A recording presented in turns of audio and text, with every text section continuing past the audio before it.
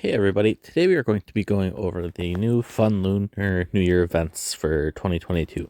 So these events are kind of becoming a staple for their major events now. So they're kind of multi-layered and we'll go through them and kind of explain what they are. So this first event is our typical daily tasks. So the first thing you want to do is click up on this paper light decor thing and unlock your double rewards. So then you will want to do your some of the quests to get your prizes.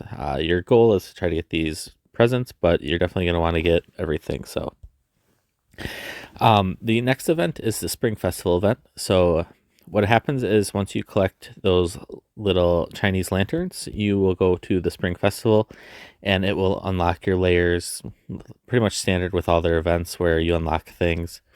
Once you get down to the bottom, for every extra 500 points, you'll get a red recruit voucher and 2 small VIT capsules for every 500 points. So that's kind of the next step. Definitely worth unlocking the double rewards just because you have plenty of stuff in here that makes it worth the value. This alone is the value of the double rewards. So that is the next step. After that, we're going kind of to the Thanksgiving event type things where we are going to have recipes that you have to figure out. I'm going to tell you probably that one of the recipes is going to be 100, 100. Actually, we'll just go 200, 200. So it'll craft and then you'll get your reward for whatever it crafts. As these get discovered, I will definitely post a list. I'll post it on my webpage, avengefamine.com. Link will be in the description. So you'll see I got 10 of these Chinese knots, which are what you're going to need for the store. So we're going to do it again just to kind of see. As you make as you make different fireworks, you will unlock some of these achievements up in the goals. And then the fireworks themselves, you can see all the different ones that you're able to do and unlock. So this time they're not letting us do all of them at once. So I would suggest saving your rewards up until later on because obviously we're not going to be able to do anything until these are actually unlocked. So we should be able to find all of them, and it looks like in 9 days. So that'll be next Friday. No, sorry. Yeah, next Friday is when these will all be unlocked. So I'm going to save the rest of my fireworks until then. Highly suggest doing the same unless you're going to sit here and hammer out your little Chinese knots 20 or 10 at a time. So the next part is the Mountain Academy store. The Mountain Academy store will have the base. It has a base decor, which I highly suggest getting also.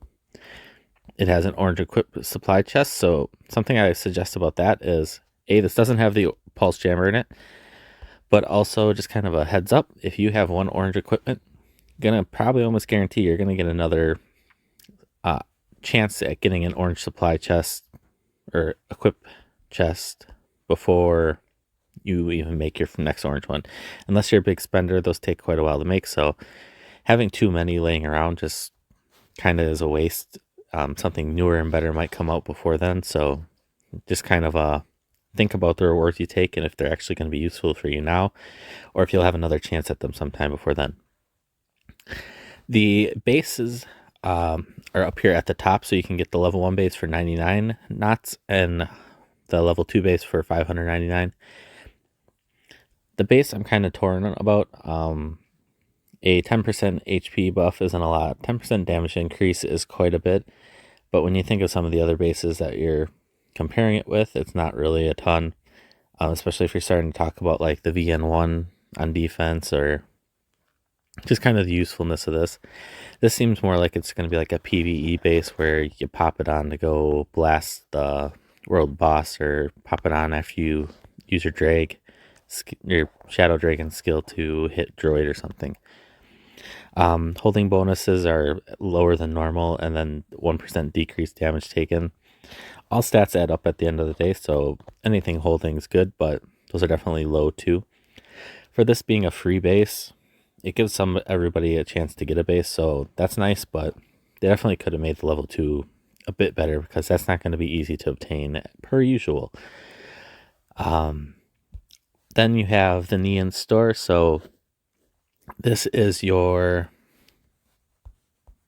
Beast Throbs. So if you run a Beast Throb, you have a chance of getting their ticket.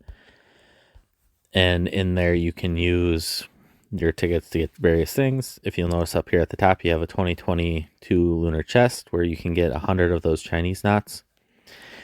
Here are the percentages. So if you open 100 of these Chinese knots, supposedly you should get, or sorry, of the chest, you should get at least 100 Chinese knot.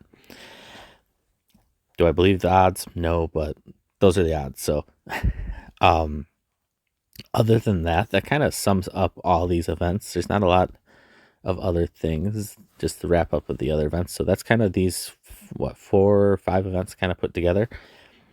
Always worth participating in these. Don't know if they're, these rewards aren't necessarily what I would expect from a Chinese run game to put in their Lunar New Year event. So I thought this would kind of been their big, grand total event, but definitely underwhelming, but always worth participating and getting the stat boosts. You see the New Year float here has a 2% damage increase and 2% every level after that, so that's worth grabbing. Anytime you can increase your damage stat, always a huge benefit. So with that, I hope you all have a wonderful day. Please remember to like and subscribe if you enjoyed the content, and see ya.